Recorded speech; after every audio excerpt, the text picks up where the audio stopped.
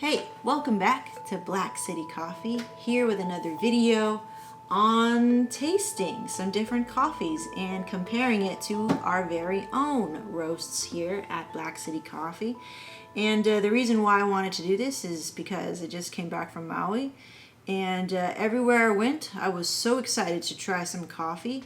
You see these Maui grown coffee, Kona coffee, things like this, local grown coffee like this in Maui. And we've gone here probably maybe 6 times already, and I've never gone to Maui with this sort of enthusiasm about coffee before.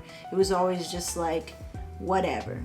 So you can imagine, after starting Black City Coffee, really diving in deep into what makes coffee good, I was really excited to see what Maui could offer me. So I don't know if I was really expecting something great, but because you don't really hear much about any good coffee coming out of Maui, that I would say, or even Kona coffee for that matter, which is grown in the Big Island. I think it wasn't good. So, it was very flat everywhere I went. Very much over roasted, and I know it's a taste preference over there, and I do believe it's a culture thing where they are the type of coffee drinkers that are going to put milk and creamer and sugar in it, and so they're really just looking for a solid coffee flavor base to put and add all that cream and sugar, so you can have this really coffee cake-like beverage. And dude, when I was growing up, that's what it was all about. It was all about that. It was all about 1 cream or 2 sugar, that sort of thing. And I wanted it to taste kind of dessert-y, right? This coffee-flavored ice cream, the dessert sort of beverage. And I really had not just been exposed to, because I just didn't know, ignorance is bliss, that there was actually really great coffee out there that I just haven't tried. And so that's my overall, I would say, take. And it's not like I went to every coffee place in Maui, but it just seemed like I've gotten coffee from, like ABC store, to we went to this very fancy restaurant, Mill House, which is like kind of up there in fanciness, and it was still flat, over roasted, 1 note smoky, which, it just makes me taste all the defects in the coffee. And I actually had an opportunity to buy some coffee from a local roaster there. I mean, not to put this dude on blast and be like, your coffee's bad, but I would say it's not to the quality standards of what third wave coffee like Stumptown or like myself or Bodhi Coffee would be actually comfortably selling. And this, was $20, $19.99, and it was just down the street, and you could tell that the dude in there, whoever, I don't know if he was the roaster, but he was just milking that tourist trap. So I wanted to make this video not to just ream on him. It's not, if that's how they like their coffee out there, then that's fine. I have no qualms about that. I just know when I'm going to Maui, I'm probably not going to be getting anything to my liking. But I wanted to go ahead and do a cupping. I haven't done one of these in a while. I haven't really sat down and cupped my own coffee now that I feel very, very confident in what I'm roasting, and I'm developing my own roast profiles and really stretching out those chemical reactions during the roast phase. And so I'm very excited to be trying my own coffee, and we're gonna taste it and cup it against this coffee and also this coffee, because I got it as a gift from some very good friends. But one of the things that I wanted to share with you is maybe you're gonna get a cool bag of coffee like this, but I wanted to point out some pointers to you, that way you could be a little bit more educated to go, okay, where does this coffee come from? What can I expect? Yada, yada, yada, okay? I have a couple of things here that I want to share with you. So I've got my legit grinder here, where I'm gonna get the most consistent grind. It's a Capresso. It was about $100. It's the metal die cast version. If you do go for this brand, I would go for this one, the metal one. It's steel. It's a lot heavier in the base. They have plastic ones. I think the black one is plastic, but I think this one is gonna last you a lifetime as long as you take care of it. So if you were going to invest in a grinder, I would say, and it was this brand, because I believe it's very, very affordable for the type of ground that you get. It's a canonical burr grinder. It's very easy to clean. You can go from extra fine and grind for your espresso at home, all the way to very coarse if you wanted to do French press. Okay, so I have my grinder here. I have 3 same size cupping bowls that I'm going to be cupping my coffee samples in, all 3 of these coffees. So I have my coffee. It's the Rwandan that I'm basically giving out to all of our clients at Kevin Levu Photography, and the ones that I'm actually selling on our store on Etsy.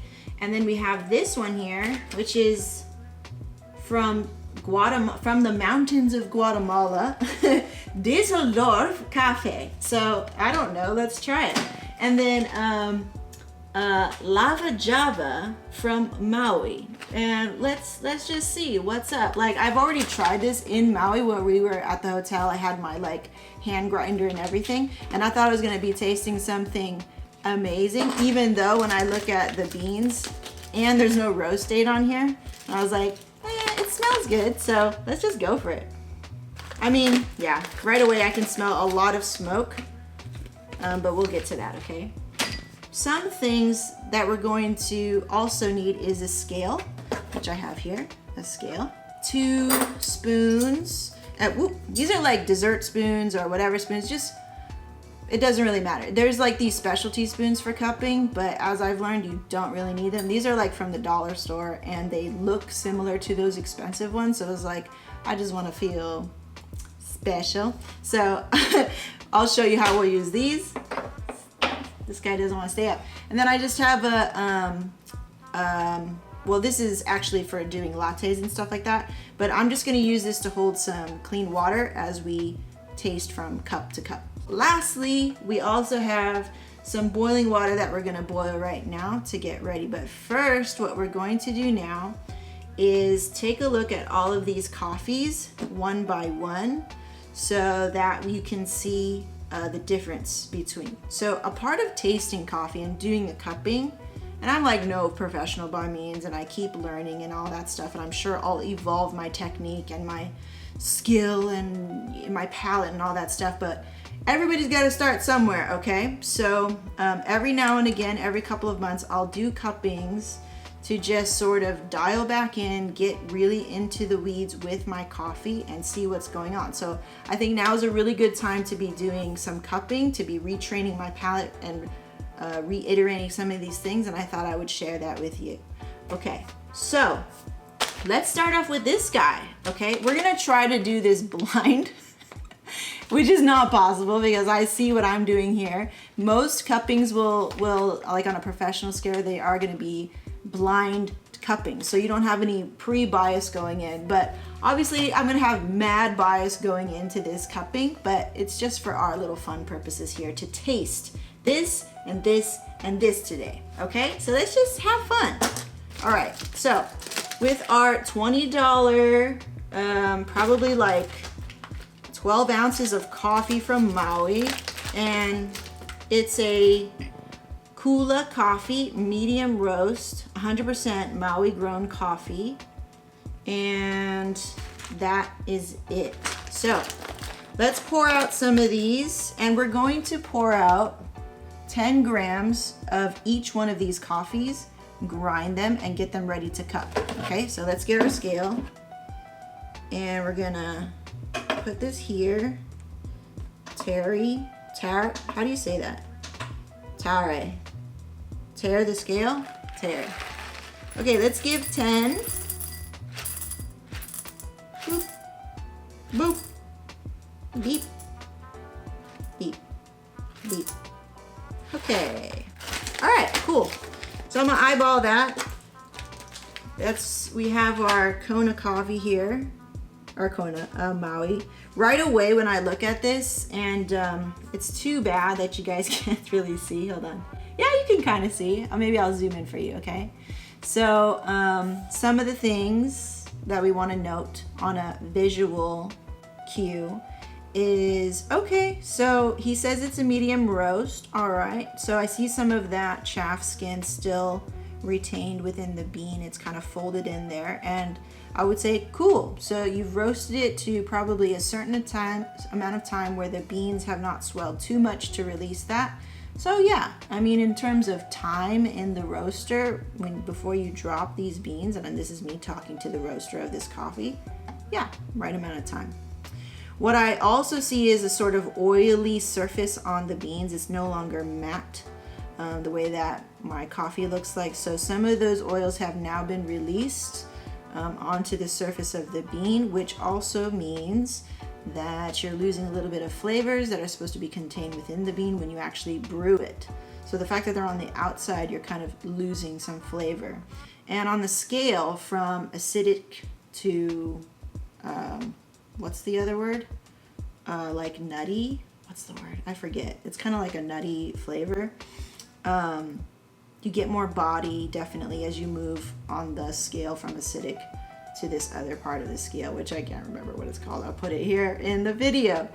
Another thing I'm noticing is some tipping, which is scorch marks on the ends of the bean, and some scorching, which are just some black marks throughout the surface of the bean.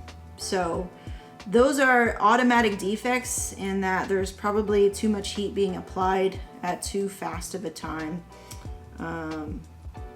When I smell it, there's a lot of smoke. Almost fishy,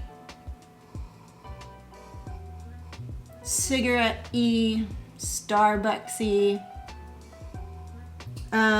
Yeah, so if I were to, I will not drink this, but if I were to drink it, I would probably share it with friends who just want coffee, and they don't really care about light or whatever, or they really love a dark roast. That's fine too, and I'll probably share it with them. I would not drink this on a regular basis because it's just not my preference, not my taste preference, okay?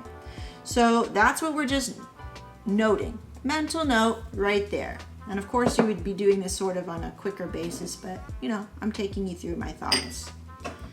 Next coffee, we're gonna open this bad boy. So this is for my friends, and I always appreciate a nice gift. So let's just see. Ooh, it's brand new. Ooh, this looks promising, guys. Smells like peanut butter. Okay, let's do 10. It looks great. It looks like it's roasted to a light roast, a city roast. I'll let you guys see. Let's wrap this guy up as best as we can and let any air get in there. Nice bag too, right? It's got that one-way valve, just like our bags, that can release and degas that carbon dioxide. So there's no roast date on this, which is kind of a shame. They could have put it right here for me, and that would have been really cool to see. It looks like it was freshly roasted and packed right away. So this color is definitely along the lines of what I do here in Black City, is we focus mostly on city roasts or light roasts or city plus. I am not seeing any defects per se. It smells like peanut butter. It smells good. Nothing fruity about it, very nutty. Actually on the end of it. And you know what, when we grind these, we're gonna get a lot more aromatics coming out from the bean. These look good, these look really promising. I can't wait to taste this, actually. Okay, cool. So, that's from Guatemala, from the mountains in Guatemala, from Düsseldorf, okay? And now let's get some of ours in here. So, whoop. I usually have like a little, I could use this.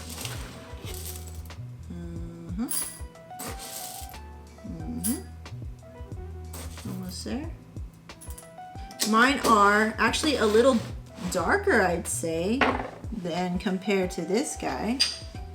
That's cool. So some of these beans, they're definitely roasted to a light roast. I'm so excited to try it. All right, cool. So mine right here just roasted this. This is kind of a mixed bag because it's like whatever leftovers that I have roasting your guys' coffee and I send it out. If I have leftover, I basically accumulate it and drink it for myself. You know, waste not, want not. Before, when I first started roasting, I was getting a lot of tipping, a lot of scorching, a lot of like, you couldn't see any like cool ridges where there's kind of like just little ridges where it'll get darker in those ridges. And it's just because it had enough time to like kind of swell slowly throughout the roast. And then when you drop the beans in a light roast, it looks like that, which is what you see with my coffee. No oils are present on the body. It's very matte colored and very even colored. It looks pretty. It makes me happy to see that. And there's a lot of work and trial and error that went into that. Okay, cool. So look at this. So this is actually quite a bit lighter than this. I'd say a whole shade lighter than this one. And this one's a lot darker than these two. So now we're going to grind these to a medium grind. You can just simply turn this. I'm in the middle of medium. And usually what you would do is like kind of flush this every single time, but I'm not about to waste coffee. Okay, so we're just gonna make sure like that's flushed, which is just my own coffee. So let's grind this guy. Okay. Okay. Still smoky. You know what it smells like? Grilled fish. Not too fishy, but it smells like fish that was fresh and then you grilled it and you put some seasoning on there and it smells like this. Or like even just some grilled meat with some tomatoes. Very cool. Okay. Next, let's flush this out and make sure. Okay. I definitely don't want to contaminate in between.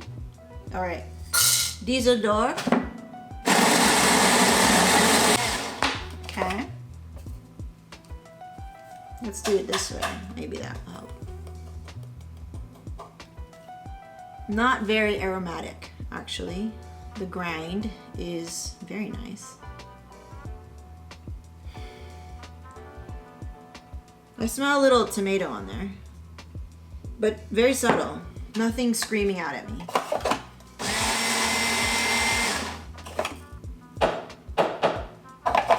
Okay, and mine.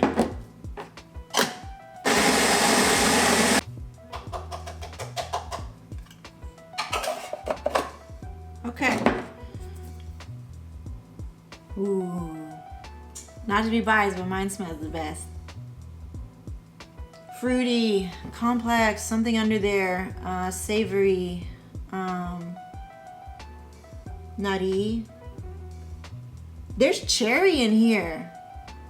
Wow, how cool. I've never smelled cherry before. Like when I would, you know, kind of like when you're doing your thing, you brand this and you make coffee. I do always smell it, but for some reason, I just smell more cherries. Maybe because I'm more dialed in and I have the comparison of these two fulls. But like,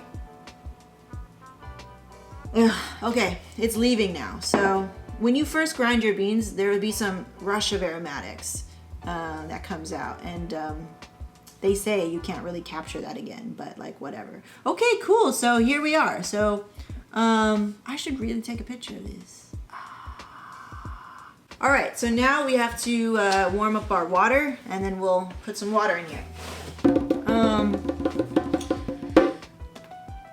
Let's chat about coffee. And I really don't like it when people buy things on hype. Anybody? And they go, oh, it's great because it's Kona, or it's great because it's Maui. It should be great based upon real knowledge or real wisdom about that thing. And then we can call it great. But as I'm learning throughout this whole process of coffee that I have a very purist mindset. And so purists can often become judgmental, which it's definitely, I don't want to be, but I do stand up for what I believe is good coffee and what is great coffee and how great coffee is produced and made and grown and brewed and sold. And so that's just where I stand, with a tendency to become judgmental of things like this, which I apologize, but it's just an opinion.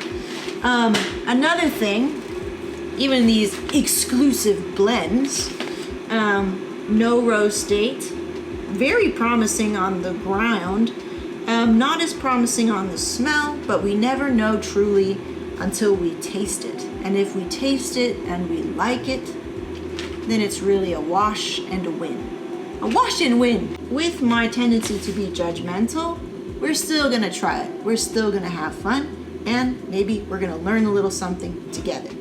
Okay, let's do this. I found these cups that are relatively similar to what I see professional cupping people do. So we're gonna roll with it, and we're gonna fill it to the brim. And we're going to let these brew for 4 minutes. And we're gonna make sure to try to wet all the grounds. Okay. Right to the brim there. Cool.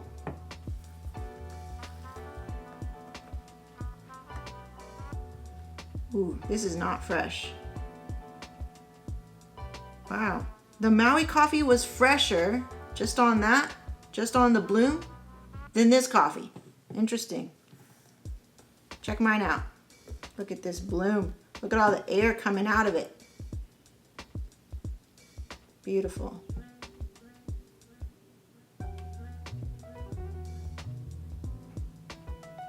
Okay, right to the brim. Check that out, nice big difference. Some water for us to rinse our spoons, okay?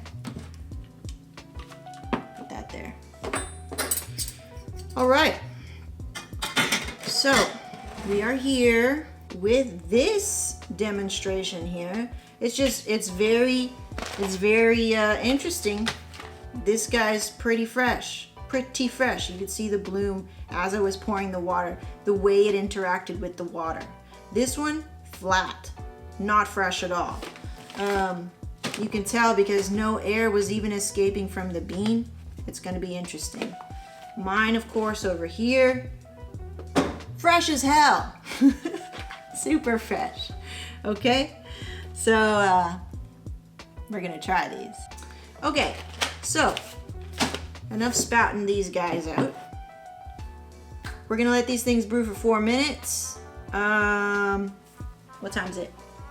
It's probably been a minute already. 2:38, 2:39, 2:40. We will break the crust of these cups and do a little sniffing. This is so fun. When you have time, you know, do this. Like, you don't need freaking fancy cups, fancy spoons, or nothing. If you have a kettle, if you have consistent looking cups where you can ground a consistent amount of coffee and compare it to the rest, you know, it's kind of like just common sense how you want to taste things. When I first started cupping, I thought I needed all of these fancy things, when really you're just, you know, if you're not a professional like myself, you're just tasting. You're just going, hey, cool, that's interesting. Hey, cool, that's interesting. And making little mental notes and having fun with it. And I think that's the whole point, you know, with coffee. Besides all of this hullabaloo that we're doing right now with coffee, and even that I make videos on it, and it's definitely a passion of mine. At the end of the day, I love it if I can just have a really good cup of coffee to my liking every single day, and I'm grateful for that. Everything else is, like my dad said, gravy. Is gravy, okay? What we're going to do is take a spoon, and we're just going to break the crust, and we're going to smell it. Let's go over here first. Ooh. All right. Burnt. Smells like burnt leaves.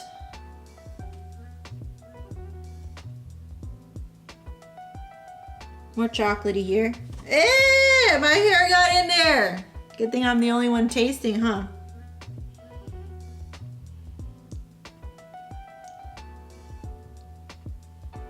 Smells good. Smells chocolatey, just chocolate. Oh my gosh. There's coffee in my hair. All right, cool. Rinse. So we rinse, we go from each one, right? Okay. Ooh. Blueberry. Chocolate. Wow, dude, the last time I did cupping, I was so greenhorn about roasting still, so all my shit smells like the same. Wow. I can't identify it. You know what I would love is to have one of those tasting wheels so you could like really give language to what you're smelling and experiencing. Okay, cool.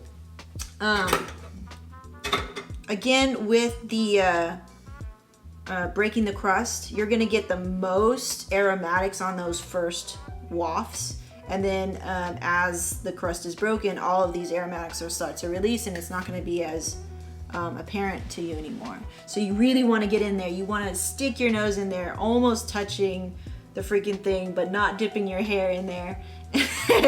And being able to smell it. That was really cool. That was very exciting for me because the first time I did that when I was super novice, it was just like bleh. Okay, cool.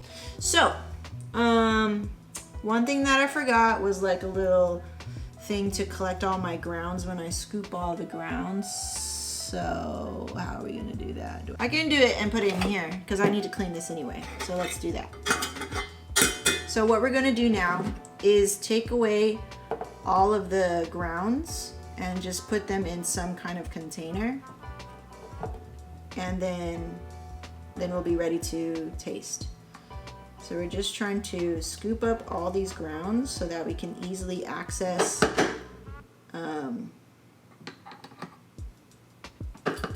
coffee underneath.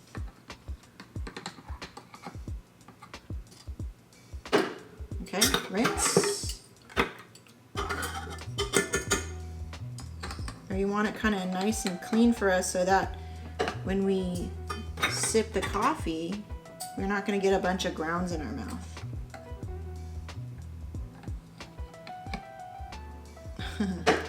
This one is so flat. Very light roast. Maybe just straight up underdeveloped. Drop too early or not enough heat. Let's move this over here. Okay. Okay. All right, cool. So we are now going to taste and we're going to try to do this quickly so that we can compare quickly, okay?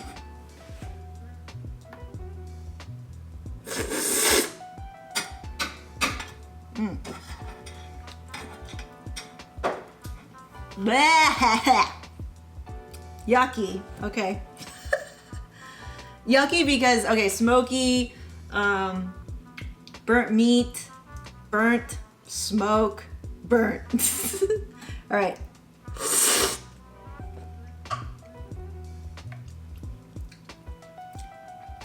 I'm spitting in between because I really didn't want to drink that.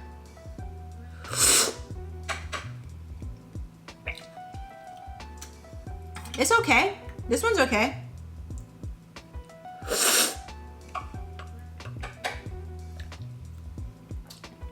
Ooh.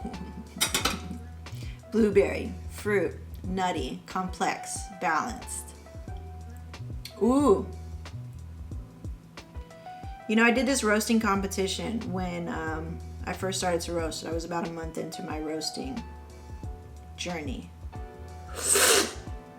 And what I'm doing when I do that is I'm just trying to spray the coffee into my mouth so I can hit all of my mouth.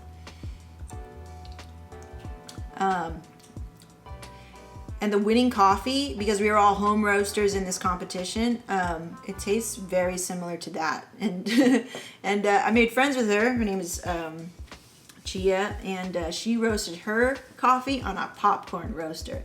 But she had like 2 to 3 years, 4 years of experience in roasting. I had like 2 months. And so even though I had this fancy machine, you know, this hot top machine, it was nothing compared to what she had learned, when to dial back heat, when to increase air, or whatever parameters that she was able to do. Yeah, so very cool.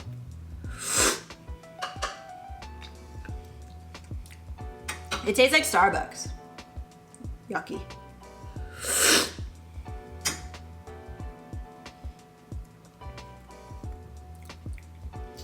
It's okay. This is okay. I mean, it's flat, it's one note, but at least it's not terribly smoky like this one, which I don't really like at all. This is really good. It's velvety, it's blueberry.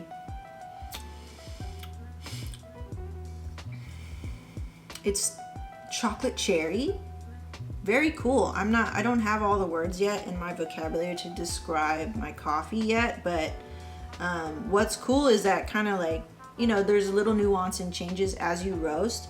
So it's always a little different, but I'm so glad to be giving this to people, and being able to share this coffee, and that it came from me, you know. That's very cool. I'm just so like, oh, my heart's in there with you when you drink this coffee. I'm so weird. Okay, but that's what kind of goes through my mind. So there you go. Like, I could go back and forth. I could have a notepad. I could take a lot of notes. Right now, it's really good. I wish you could taste it.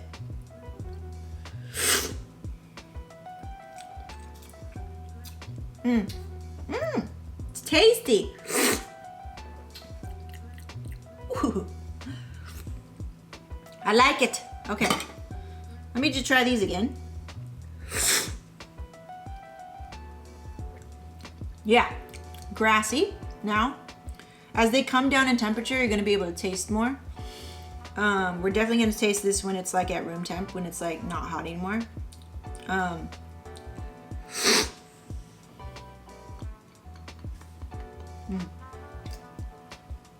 Just grassy, nutty, like wet peanuts.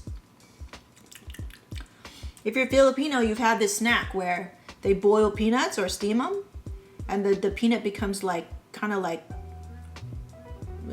spongy, and it's that kind of flavor. So if you like that, you know, this would be good.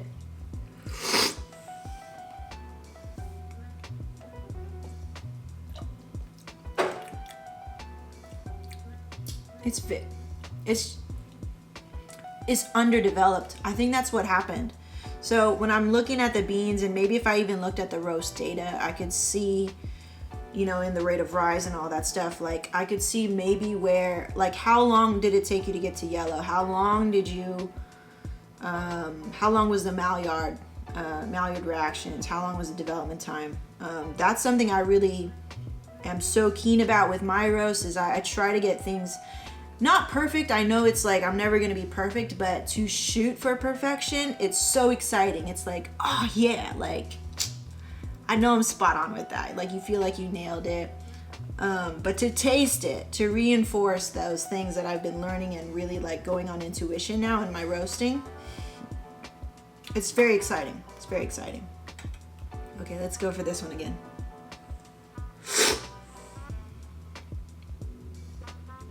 Oh, it's terrible. I'm sorry. I tasted it again. All right. No more of this, please. Okay. Jesus. This one, you know, when I get crappy coffee, my recommendation to you is have it nice and hot. Put it in a blender. Get some very high quality butter, like Irish. What's that Irish one that's like unsalted? It's very high quality organic butter. Mix that in there with maybe some MCT oil or coconut oil. Blend it all together till it looks like a frothy like latte. And drink that as a pre-workout. It's got fat, it's got your caffeine, it's got some like very cool like like amino acid help for you, whatever. But a dude called Dave Asprey made this very popular called Bulletproof Coffee, but you could make your own Bulletproof Coffee. And that's what I would suggest you do with crappier, darker roast coffees, where you don't really care, you're not drinking it black, you're not being a purist about your coffee, but hey, you don't want to waste it, right? Like I'm never gonna waste this coffee, even though I'm not gonna drink it black. I'll do something with it, because waste not, want not, okay? And that's what I would recommend you do for a coffee that you're not gonna drink black, or throw some milk and sugar in it. Blah. Okay, this is very good. I'll drink this. I'm gonna drink this. See, I'm not gonna waste it. Oh, I mean, I got some grounds in here, but it's very good. Oh yeah, it's very good. Blueberry is coming through here. Chocolate.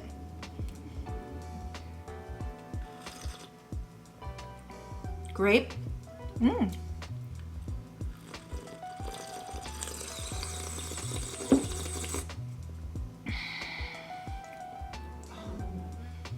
It's very good, guys. It's just, I'm very happy.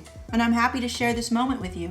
So that's the video. I hope you enjoyed it. Try some cupping stuff on your own. Like, you know, just find whatever you have in your kitchen, whatever spoon you've got. You've got all the major tools. If you've got a scale, you're good to go. If you've got a good grinder, you're good to go. Try to make all of your things sort of like consistent in how you're tasting them. Try not to dip your hair while you're tasting it. And have fun, most of all, have fun. So we'll see you next time here when we create another video. Let me know what you guys are thinking. If you have tried my coffee, please let me know what you think. I'd love to get your review on Etsy so I can start kind of like building some good reviews and good rapport with you guys. And I didn't know this either, but you can, my husband told me you can have conversations on Etsy, so we can go talk back and forth, like, what are you doing with your coffee? I hear a lot of you guys are making cold brews and stuff like that, so maybe the next video I'm gonna do is some cold brew. I love cold brew. I've never really made it at home. I always go out and buy it. So that'll be a cool thing to document and maybe share with you guys, like what your techniques are and what my techniques are and stuff. So that's it for now, and we'll see you next time here at Black City Coffee. And this is Meg signing out. Bye.